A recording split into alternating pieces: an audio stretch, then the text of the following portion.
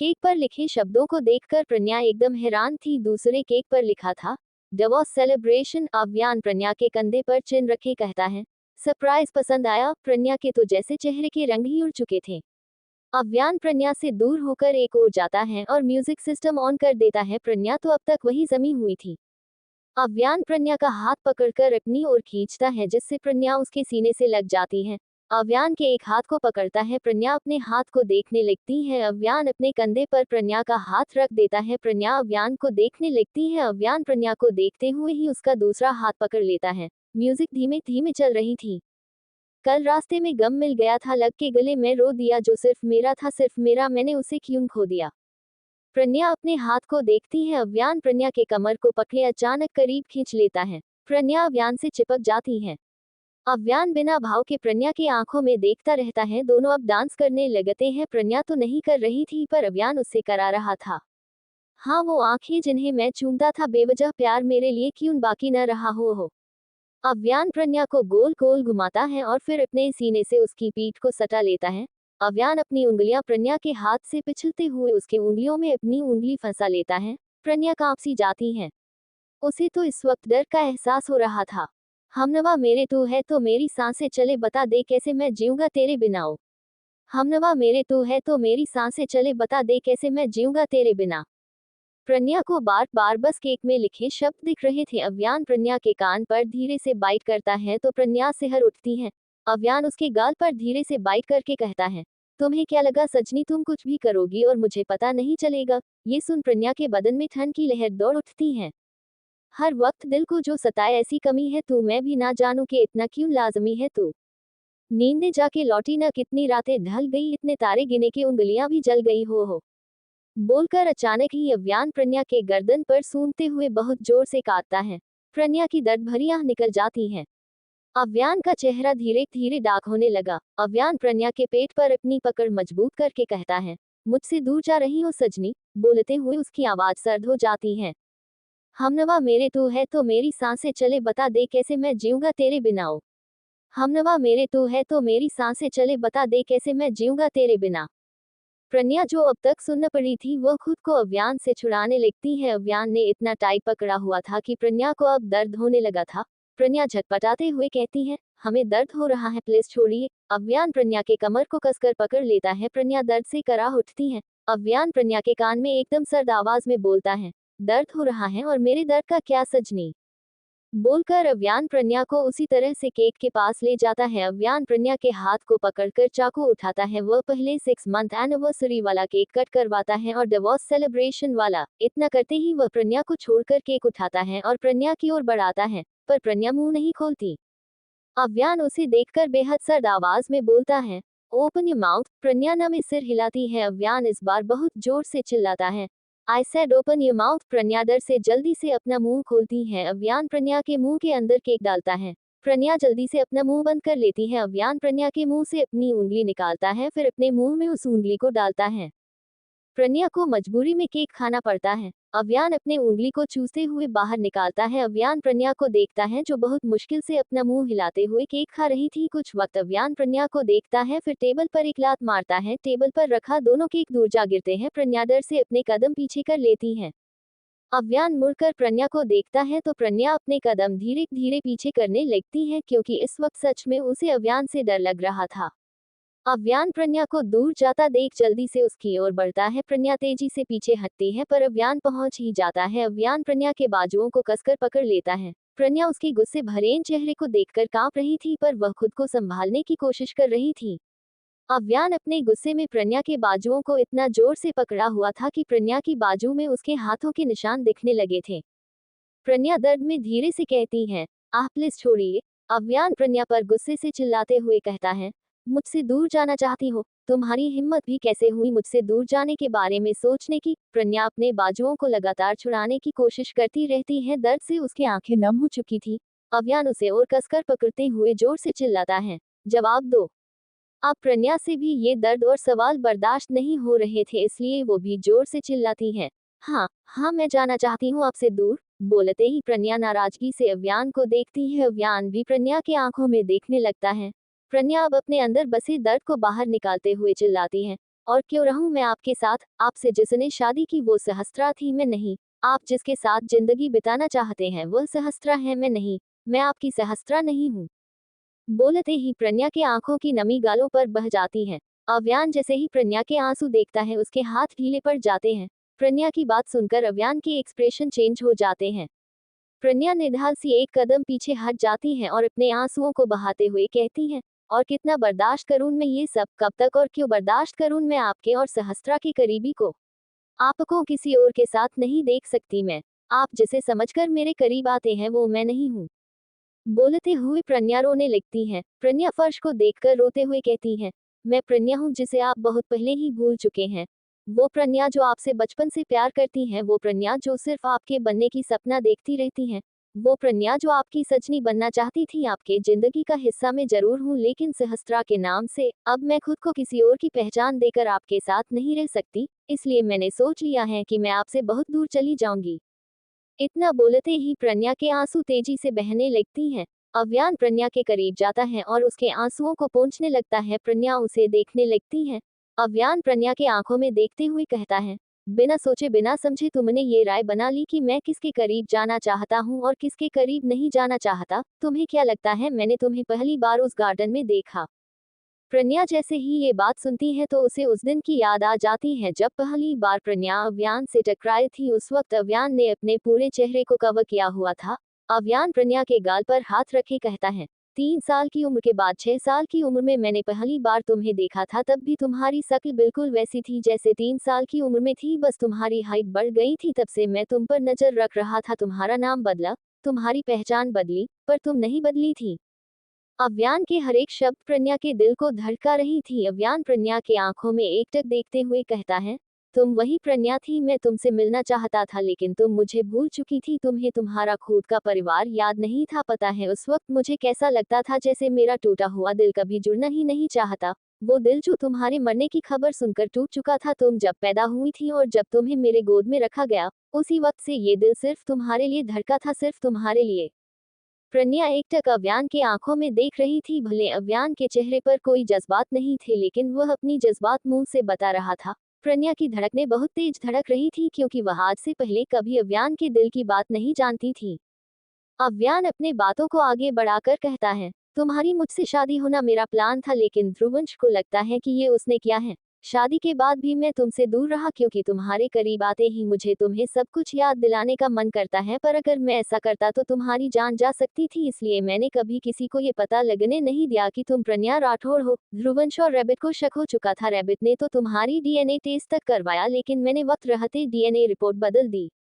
तुम्हें पूरी दुनिया के सामने अब तक अपनी पत्नी नहीं स्वीकारा क्योंकि मुझे प्रज्ञा अव्यान सिंघानिया बनाकर तुम्हें दुनिया के सामने इंट्रोड्यूस कराना है, न कि सहस्त्रा अव्यान सिंघानिया बनाकर। सारी बातों को सुनकर भी प्रज्ञा के मुंह से बस एक सवाल आता है जिसे वह पूछ ही लेती है, अगर आपको सब कुछ पता था तो फिर आपको ये भी पता होगा कि मेरी यादाश्त वापस आ चुकी हैं, तो फिर आपने उस वक्त भी अपने जबान से मेरा जिक्र क्यों नहीं किया? आपने ऐसा क्यों कहा कि प्रज्ञा का प्यार बस एक बचपना था? आपने ऐसा क्यों नहीं कहा वो नासमझ थी?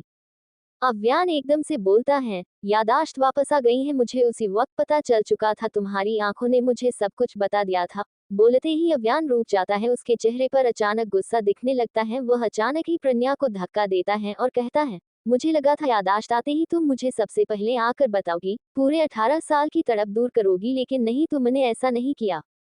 तुमने अपनी झूठी पहचान को वैसे ही बनाए रखा और तो और अपने दिमाग में बेकार की बातें लाकर मुझसे दूर होने लगी। मन तो करता था तुम्हें एक थप्पड़ मारकर सब कुछ ठीक कर लूं, लेकिन मैं भी देखना चाहता था तुम्हारे बेकार के ख्याल किस हद तक जाते हैं।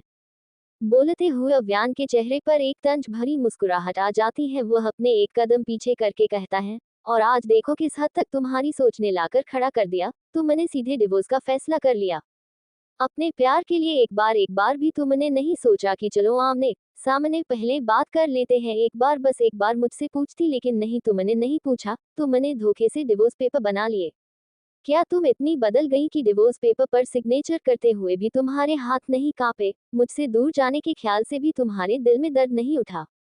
अव्यान के हर एक शब्द बिल्कुल खंजर की तरह प्रज्ञा के दिल में चुभ रहे थे। प्रज्ञा अब जोर जोर रोने लगती है। वह रोते हुए कहती है, एक एक पल ये सोच सोच कर हमें बहुत दर्द होता था, लेकिन हम क्या करें, हमसे नहीं सहा गया। मुझे नहीं पता था कि आप 18 सालों से मेरे लिए तड़प रहे थे। प्लीज मुझे माफ कर दीजिए। हमें पता है कि हमने आपको अपनी पहचान न बताकर बहुत बड़ी गलती कर दी, उससे भी बड़ी गलती कर दी आपसे दूर होने के बारे में सोचकर। प्लीज आखिरी गलती समझकर माफ कर दीजिए। प्रज्ञा रोते हुए अव्यान की ओर बढ़ती है। अव्यान अब प्रज्ञा को बिल्कुल नहीं देख रहा था, उसे बस प्रज्ञा के रोने की आवाज सुनाई दे रही थी। प्रज्ञा रोते हुए अव्यान को देखकर अपना हाथ बढ़ाने लगती है। वह अव्यान को इस वक्त बस छूना चाहती थी, लेकिन वह अव्यान को छू पाती उससे पहले अव्यान उसका हाथ पकड़ लेता है। अव्यान प्रज्ञा के हाथ को देखकर कहता है, एक माफी से तुम मेरे उन दर्दों को खत्म नहीं कर सकती। दूर जाना चाहती थी न मुझसे, अब जाऊं। बोलते ही अव्यान प्रज्ञा के हाथ को जोर से झटकता है। प्रज्ञा लड़खड़ाते हुए नीचे गिर जाती है। अव्यान उसे गिरा देख फिर से आगे बढ़ने को होता, लेकिन तभी उसके कान में एक आवाज सुनाई देती है, हाँ हाँ मैं जाना चाहती हूँ आपसे दूर। यह आवाज सुनाई देते ही अव्यान के कदम रुक जाते। अव्यान अब वहां से जाने लगता है। प्रज्ञा अव्यान को जाता देखकर जल्दी से उठकर खड़ी होती है और भागकर उसके पीछे जाती है। अव्यान के कदम गुस्से से आगे बढ़ते चले जा रहे थे। प्रज्ञा उसके पीछे दौड़ती हुई बुलाने लगती है, साजन साजन प्लीज मुझे माफ कर दीजिए। मैं वादा करती हूँ आज के बाद मैं आपको कभी शिकायत का मौका नहीं दूंगी। साजन प्लीज एक बार मुझे माफ कर दीजिए। साजन, प्रज्ञा बोलती ही जा रही थी, लेकिन अव्यान अब कहाँ सुनने वाला था। उसके कदम बस गुस्से से आगे बढ़ते जा रहे थे। अव्यान कार के पास पहुंचते ही उसमें बैठता है और बहुत तेजी से वहां से चला जाता है। प्रज्ञा कार के पीछे दौड़ते हुए बुलाने लगती है, पर कार अब तक बहुत दूर चली जा चुकी थी। प्रज्ञा घुटनों के बल बैठी अब दूर गई कार को देखती रहती है। प्रज्ञा रोते हुए अपने हाथ चेहरे पर रखकर अफसोस करके कहती है, ये मैंने क्या कर दिया। I hope you all like my story. Note, मैं बताना भूल गई कि मैं द 1 जुलाई से चैप्टर नहीं दूंगी। एंड मैं कोशिश करूंगी अपने रीडर्स के लिए हफ्ते में एक बार चैप्टर अपलोड करूं। मुझे पता है ये आप सबके लिए मुश्किल है, लेकिन क्या कर सकते हैं, एग्जाम के लिए करना ही पड़ेगा। अव्यान के कानों में बस प्रज्ञा के जाने की आवाज आ रही थी। अव्यान का ध्यान रास्तों पर बिल्कुल नहीं था, वह बहुत तेजी से बस अपने गुस्से में कार चलाए जा रहा था। चलाते चलाते अचानक उसकी कार बहुत तेजी से पेड़ पर टकराती है। अव्यान का सिर बहुत जोर से स्टीयरिंग पर जा लगता है। अव्यान के सिर पर गहरी चोट लग जाती है, जिस वजह से उसकी आंखें धीरे धीरे बंद हो जाती हैं। दूसरी ओर आव्या किसी कारण से हॉस्पिटल आई थी। वह इस वक्त वापस जा रही थी, पर अचानक उसकी नजर लिफ्ट की ओर चली जाती है। आव्या को लिफ्ट देखते ही कल की बात याद आ जाती है। उसे उस 3rd फ्लोर में छिपी नैना के बारे में जानना था। आव्या कुछ देर तक सोचती है, फिर हॉस्पिटल से बाहर निकलती है। आव्या जाकर कार में बैठने को जाती, पर तभी उसकी नजर धीर पर जाती है, जो बैग में कुछ लेकर जा रहा था। आव्या उसे देखकर कुछ सोचती है, फिर उसे आवाज देकर बुलाने लगती है। धीर पलटकर आव्या की ओर देखता है। आव्या जल्दी से धीर की तरफ जाती है। धीर कंफ्यूज्ड होकर खड़ा था। आव्या उसके पास जाते ही कहती है, कहाँ जा रहे हो। धीर अपनी नजरें हॉस्पिटल के अंदर डालता है, फिर कहता है, वो मैम बस अंदर। बोलते हुए धीर इधर उधर देख रहा था, क्योंकि उसे पता था रुद्रांश के आदमी यहाँ हर जगह मौजूद थे। धीर के ऐसे हकलाने से आव्या अपना हाथ बढ़ाकर धीर के कंधे पर रखती है। आव्या जैसे ही अपने हाथ धीर के कंधे पर रखती है, धीर सामने देखकर डर से जल्दी से पीछे हो जाता है, जिससे आव्या का हाथ उसके कंधे से हट जाता है। आव्या उसे डरा हुआ देखकर पीछे पलटने वाली होती है, लेकिन आव्या पलटती उससे पहले कोई उसका हाथ पकड़ खींच लेता है। आव्या सीधा उसके सीने से टकरा जाती है। आव्या सिर उठाकर देखती है तो उसे रुद्र दिखता है, जो गुस्से से धीर को देख रहा था। रुद्र की बेहद सर्द आवाज उस जगह पर सुनाई देती है, रिमूव योर शर्ट। धीर रुद्र के ऐसे बोलने से उसे देखता है, फिर सिर झुकाए कहता है, बट बॉस मैंने अंदर कुछ नहीं पहना है। उसके इतना बोलते ही रुद्र चिल्ला उठता है, I said remove your shirt. Rudra की तेज आवाज से आव्या भी सहम जाती है। धीर जल्दी से अपनी पहनी हुई शर्ट उतारता है और रुद्र को देखता है। रुद्र अपना हाथ बढ़ाता है तो धीर उसे वह शर्ट दे देता है। धीर अब खुद को ढकने की कोशिश कर रहा था, क्योंकि उसे इस वक्त बहुत ज्यादा अनकंफर्टेबल महसूस हो रही थी। वह घर में तो शर्टलेस रह सकता था, लेकिन बाहर बाहर वह इस तरह नहीं रह सकता। गेट लॉस्ट रुद्र की फिर एक बार आवाज आती है। धीर जल्दी से वहां से चला जाता है। वैसे तो उसे बहुत अनकंफर्टेबल फील हो रही थी, पर वह कुछ कर नहीं सकता था। आव्या को धीर की हालत देख बुरा भी लग रहा था और गुस्सा भी आ रहा था। आव्या रुद्र को गुस्से से देखती है। वह उसे कुछ बोलने ही वाली है कि उसकी नजर रुद्र के सर पर जाती है। रुद्र के सर पर खून लगा था। ये देखकर आव्या के आंखों में एक घबराहट जन्म लेती है। जैसे ही रुद्र ये देखता है, अपनी आंखें बंद करके अपने गर्दन पर हाथ फेरने लगता है। इस ऑरा को देखकर तो आव्या और ज्यादा डरने लगती है। आव्या पीछे होने लगती है, पर रुद्र उसे होने नहीं देता। रुद्र आंखें बंद करके ही आव्या का हाथ पकड़ लेता है। आव्या के चेहरे पर साफ डर दिख रहा था। रुद्र अपनी आंखें खोल अपनी पहनी हुई शर्ट को फाड़ देता है। शर्ट फटते ही वह उतार कर फेंक देता है। रुद्र आव्या का हाथ पकड़ एक और ले जाता है। अचानक ही आव्या के मुंह से एक आवाज निकल जाती है, प्लीज छोड़ दो। रुद्र इस वक्त शर्टलेस था। रुद्र आव्या को साइड में ले जाकर कार से सटा देता है। आव्या पहले तो आंख बंद रखती है, फिर धीरे धीरे आंखें खोलकर उसे देखती है। रुद्र धीर के शर्ट को घूरते हुए कहता है, your every touch only mine baby girl. बोलते हुए उसकी आंखों में आव्या के लिए एक पागलपन दिख रहा था। रुद्र पॉकेट के लाइटर निकालता है और धीर के शर्ट को जलाकर फेंक देता है। आव्या बस उस जलते हुए शर्ट को देखती रहती है। रुद्र आव्या का चिन पकड़ अपनी ओर घुमाता है। आव्या की नजरें रुद्र के नजरों से टकरा जाती हैं। रुद्र आव्या की आंखों में देखते हुए कहता है, तुम्हारी नजरें सिर्फ मुझ पर होनी चाहिए। वो हर एक चीज या इंसान जिसे तुम टच करोगी या देखोगी मैं इसी तरह से जलाकर राख कर दूंगा, because I badly possessive for your baby girl. आव्या थोड़ा गुस्सा से कहती है, इसे पोजेसिव नहीं पागलपन कहते हैं। रुद्र आव्या के गाल पर हाथ रखे तुरंत बोलता है, वो तो मैं हूँ बेबी गर्ल, तुम्हारे लिए। आव्या का एकदम से पारा चढ़ जाता है। वह रुद्र पर चिल्लाती है, पर मैं तुम्हारी नहीं हूँ, समझे तुमने जो मेरे साथ किया उसके बाद भी तुम्हें लगता है कि मैं तुम्हें एक्सेप्ट करूंगी? नो वे। तुम एक हार्टलेस पर्सन हो, तुम में दिल नाम जैसे कोई चीज नहीं है, बेकसूरों का जान लेते हो, इतनी बुरी तरह से टॉर्चर करते हो, तुम बिल्कुल अपने डैड की तरह हो। उद्धरण चिन्ह अल्पविराम। आव्या के इतना बोलते ही रुद्र कुछ पल उसे देखता है। उसके बातों को गौर करते हुए रुद्र के मुंह से एक शब्द निकलता है, बेकसूर। ये शब्द बोलते ही रुद्र आव्या से एक कदम दूर हो जाता है। फिर एक बार उसके मुंह से निकलता है, बेकसूर। इतना बोलते ही रुद्र हंसने लगता है। उसकी हंसी बिल्कुल भी नॉर्मल नहीं थी, वह पागलों की तरह हंस रहा था। रुद्र की हंसी से आव्या का तो डर से शरीर ठंडा पड़ जाता है। रुद्र हंसते हुए आव्या को देखता है, फिर हंसी रोक आव्या की ओर कदम बढ़ाते हुए कहता है, too much innocent baby girl. बोलते हुए वह आव्या के करीब जाकर उसके दोनों तरफ अपने हाथ रख लेता है। रुद्र आव्या के मासूम आंखों में देखते हुए कहता है, तुम्हारी ये क्यूटनेस और इनोसेंटनेस पर तो मैं तुम्हारे लिए पागल हूँ। रुद्र इतना बोल आव्या के नाक पर किस करता है, फिर उसकी आंखों में देखकर उसके नाक को अपने नाक से रगड़ते हुए कहता है, बेकसूरों को मारना मेरी फितरत में नहीं है। तुमने जो उस हफ्ते उस कमरे में देखा, वो सब कसूरवार थे जिसे कानून या कोर्ट कभी सजा नहीं दे सकती। हॉस्पिटल में हर एक दिन कोई न कोई केसेस आती रहती हैं, क्या तुम देखती नहीं हो बेबी गर्ल? उस दिन जितने भी लोगों को मैंने मारा वो सब रेपिस्ट थे, उन सब ने मिलकर 8 साल की बच्ची का रेप करके उसे मार डाला, तो कैसे मैं उन पर रहम दिखाता? आव्या ये सोचकर ही नफरत से भर उठती है, पर उसे जैसे कुछ याद आता है। वह आंखें खोलकर रुद्र को देखती है। रुद्र और आव्या का चेहरा इस वक्त बहुत करीब था। रुद्र आव्या की आंखों में देखते हुए कहता है, अगर मुझ पर विश्वास नहीं है तो पता कर लो, अगर मैंने एक शब्द भी झूठ बोला है तो हमेशा के लिए तुम्हारी जिंदगी से चला जाऊंगा, पीछे मुड़कर एक बार भी तुम्हें नहीं देखूंगा। रुद्र की यह बात सुन आव्या की आंखें नम हो जाती हैं। आव्या आंखों में नमी लिए रुद्र को देखते हुए कहती है, लेकिन तुमने मेरे साथ ऐसा क्यों किया? वो जगह मेरे लिए बिल्कुल अच्छी नहीं थी, फिर एक हफ्ते तक तुमने मुझे वहां क्यों रखा? मैं घुट रही थी वहां। रुद्र बोलते ही आव्या के आंखों से आंसू बह जाते हैं। रुद्र अपनी पछताई नजरों से आव्या को देखता है, फिर कहता है, नहीं दिखाता तुम्हें वो सब, लेकिन तुम्हारी हरकत ने वो सब दिखाने पर मुझे मजबूर कर दिया। मेरे डैड ने जिस तरह मेरी मॉम को टॉर्चर किया था, उसे मारने का हक सिर्फ मेरी मॉम को है और किसी को नहीं। मुझे पता है तुम्हारी फैमिली ने डैड की वजह से बहुत स्ट्रगल किया है, बट उससे भी ज्यादा मेरी मॉम ने किया है, तो मैं डैड को मारने का हक तुम्हें कैसे दे सकता था? I can't know. मैं अपने गुस्से को रोक नहीं पाया और तुम्हें इतना कुछ सहना पड़ा। I am sorry baby girl. Rudra के ये शब्द सुनते ही आव्या झट से रुद्र के गले लग जाती है।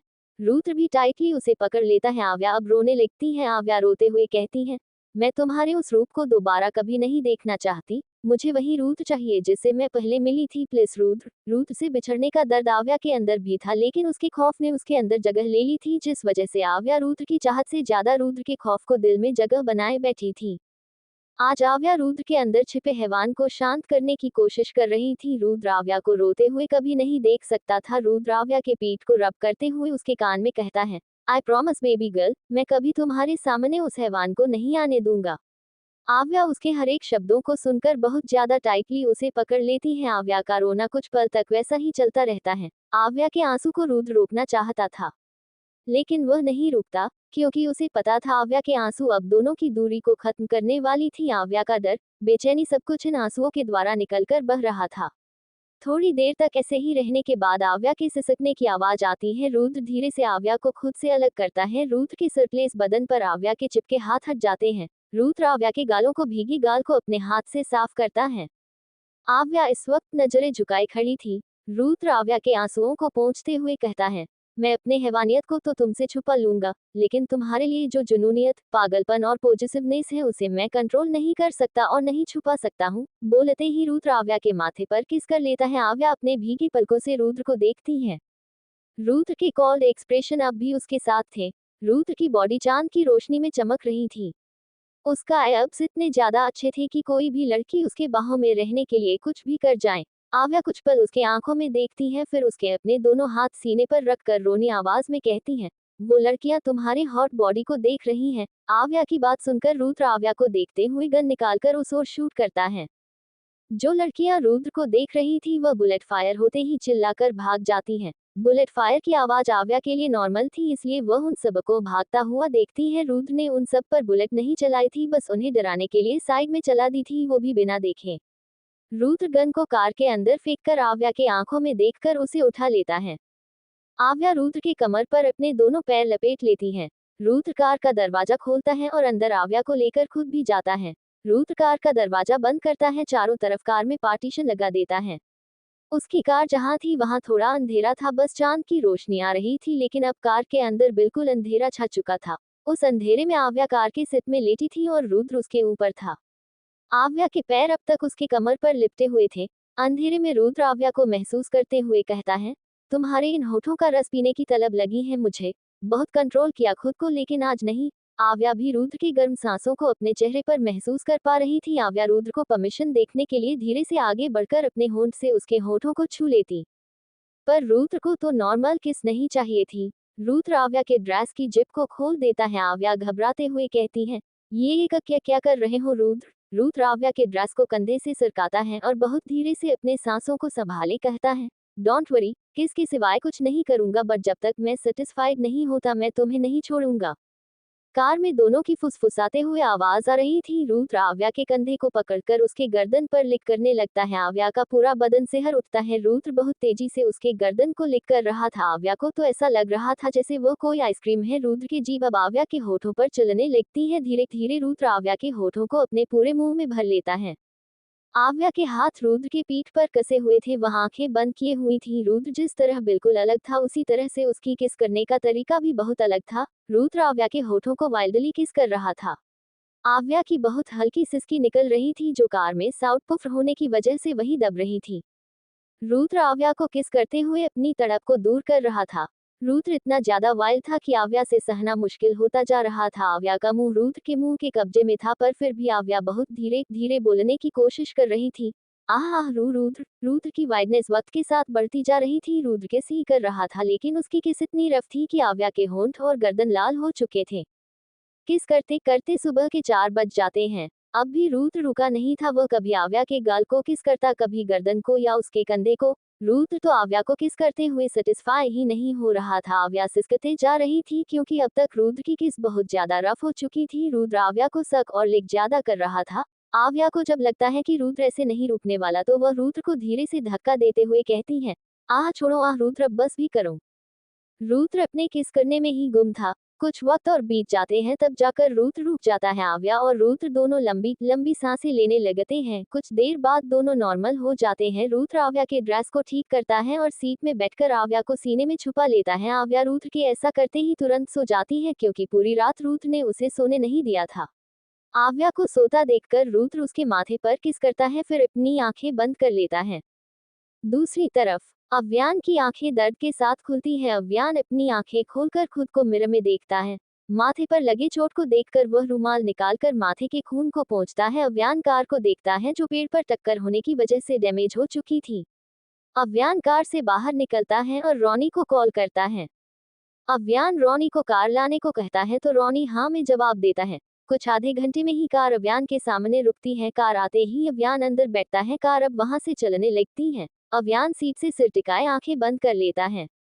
उसके आंखों के सामने इस वक्त कल रात की सारी सीन चल रही थी। कार में न्यूज चल रही थी। अव्यान का तो पूरा ध्यान अब तक कल रात के बातों में था, लेकिन एक न्यूज से उसकी आंखें खुल जाती हैं।